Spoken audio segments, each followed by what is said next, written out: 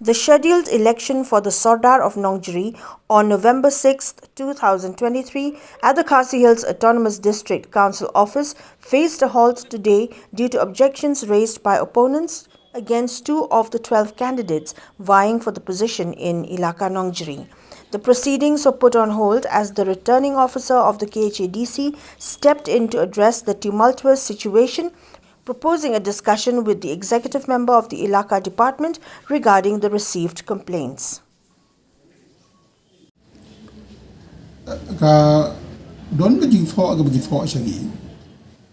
ka baki ong ba win candidate iba one dispa laso iba along tem Sordar jongga Nongjri Elaka ka ba Tunda buram thani girai jong kadurbar berkiwi-kiwi gi kama po kay Elaka padi katangan nakalang jonga ngan pan laban ai kan no komen until on les ngidla yo ban examine ba but kajing edi but kajing file no mitni mission mataski jing sisa nakalang gi candidate bari ban file kimpat dei ban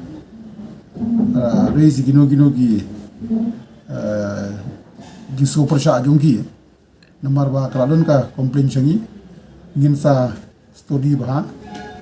gisong norim katno dan ngin sa rai accordingly nomor haga section saw jongka appointment and succession of chief admin act 1959 kadon ba hu returning officer la daw don kanu jing artatin bagi jing bom syai hang yang tai un pha saga isi bakan chim me kanu ka raikut de kadi tangkata katkum ka ei ka practice am ka jing pensangya ta kam arise ka election ni ladap ka electoral mo botolis ni ladap prepared ladap quality ya ka claim and objection ladon ka final stage but la benaru ya ban file nomination kajing sange ka marais dan de ka sulong mentatang pengin bria haji de berki ko complain ya iba wande spa laso lagi shongnya nem shongori mem la em bandang longu kandidat akanika election ya dia bagi la yo receive complain nginam pat yo ban bisal benia dia ban ai kanu ka komen na kala jugi ngimpat la ai menta andai ka jugi komplain jugi ka pau syai ba ikham borom ya ki jing penyaj ba baik berhenti jongka